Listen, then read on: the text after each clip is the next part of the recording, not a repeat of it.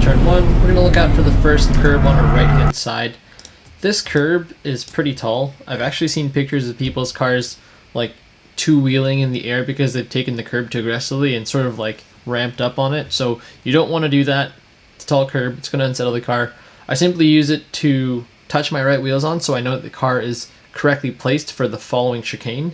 So if you look at any pictures of DDT, you'll see that it's like turn 1A, turn 1B, sort of hinting that it's a chicane, but if the car is in the right position, you can actually take it straight, just as I have.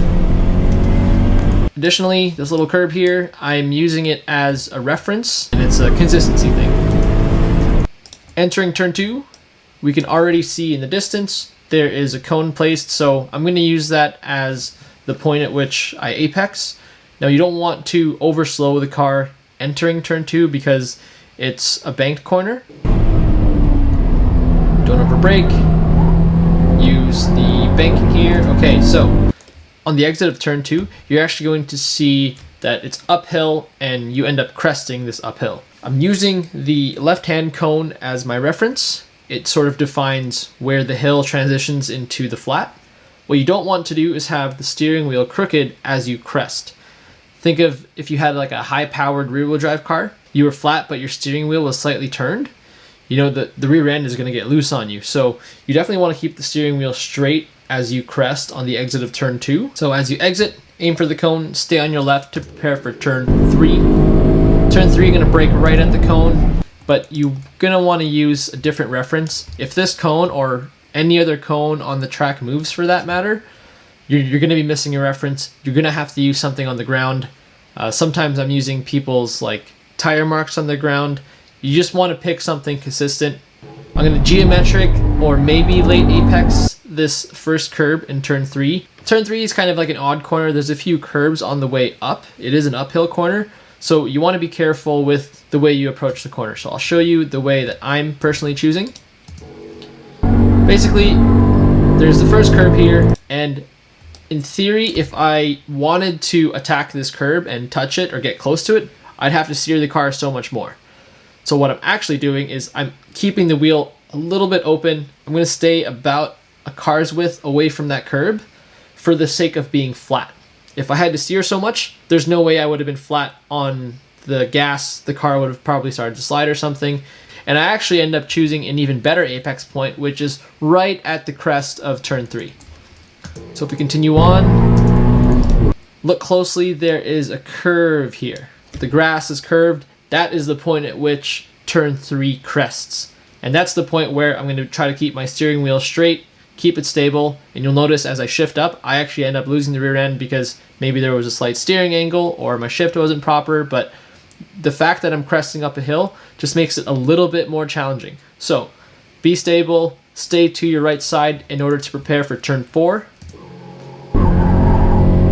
Turn 4, deep braking, late apex. Pretty late apex, pretty much by the end of the curb here. There will be a cone there. Again, you don't need to use the cone. The curb is an immovable object. I'm going to short shift the car going up turn 5 because I don't want to shift in the corner. Geometric apex turn 5. Keep to my right. Turn 6, it's a downhill braking zone. You want to be careful here. Again, the elevation change makes DDT so much more dynamic. So if I pitch the car too far forward in my braking, I'm going to lose the rear end, and that's something that's happened to me before. So keep your braking in a straight line. As you move down the hill, aim for a geometric apex on the curb or maybe a late apex. I personally find the geometric apex to be safe because I don't have to turn in later, which the grass ahead of you seems to be pretty close when you're going fast. So I'm doing about a geometric apex, feels safe, and I'm on throttle as soon as I apex to keep the rear end stable. You'll also notice what I'm doing is my steering wheel is pointed in one direction for the duration of turn 6 and turn 7.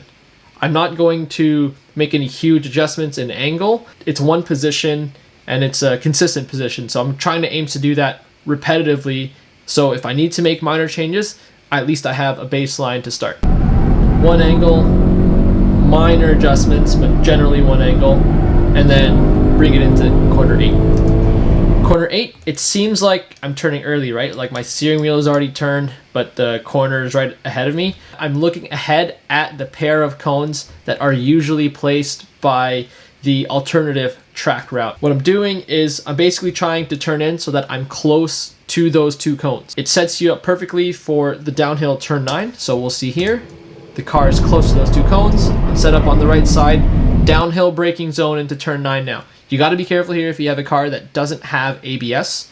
I'm locking up on the downhill if you get too greedy. So work up to your braking zone. Don't get too greedy on the downhill. And even if you do have ABS, you're just going to understeer past the apex, which is not what you want to do.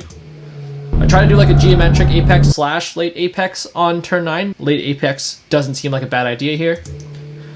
Turn 10, sort of early apex, but it's negligible because it's such a small bend. Turn 11. Downhill braking zone. This is where I've had the most difficulty personally. I'm usually pushing the braking zone way too far forward, so I think work up to the braking zone here.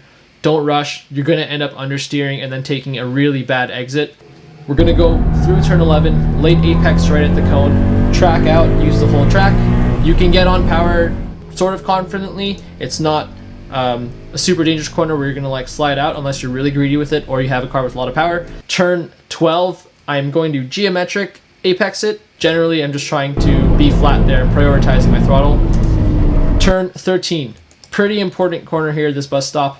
What you'll notice is it's actually uphill, right? And a mistake I see a lot of people make, and I made the mistake a lot in the beginning, I'm braking way too early. I'm not using the uphill as an assist to my braking. I actually start braking heavily on the pavement change because that's when I can clearly see the uphill starting to begin. So here's the pavement change. This is where I'm like braking strongly. I'm using the uphill to assist me. I'm using the small inside curb as my apex point for the entry to 13. So it's sort of like a late apex because I want to track as straight as possible and use the most amount of hill as possible for uphill braking. So if I were to keep my line tight here, you know, I finished the uphill in this distance, right? Pretty much from the curb to where I want to start turning. Alternatively, if I brake from here all the way to here, then the distance that the car is traveling uphill is so much longer. So you can push your braking zone even further, take more advantage of the uphill. And I think that this is where a lot of people are finding and losing a lot of time is this bus stop here. I'm not exactly sure if this is like a late or geometric apex. I'm thinking I should do it late so I can get on power sooner with the steering wheel a little bit more open. Turn 13 exit, you want to track out to the left, use the whole track. I think, however, a mistake I'm making is on turn 14, I'm pretty much like a car's length away from this curb.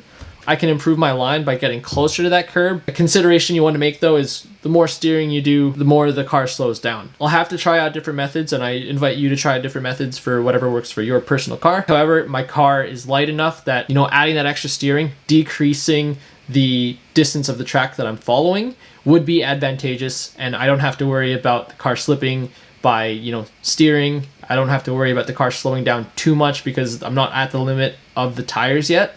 Going down to turn 15, downhill braking zone. Again, don't push it. The main thing you want to do for turn 15, ease into it and aim for a late apex on each curb on the chicane. So this is what I mean. Ease into it. I think I might have apexed a little too early here. I could have apexed maybe later and get on the power sooner. But I'm trying to late apex slightly on each of those curbs and then use the whole track on the exit. Thanks for watching, everybody. Have a good one. Have fun at DDT. It's a great track.